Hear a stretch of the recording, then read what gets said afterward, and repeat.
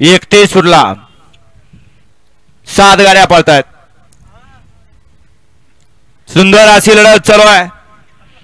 महाराष्ट्र केसरी कदमवाडीकरांचं एक शिस्तबद्ध मैदान आणि या मैदानातला 31 शेवटच्या क्षणाला बाजी कोण मारतोय?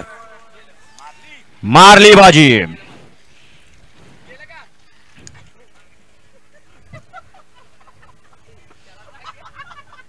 या आढळले पंच.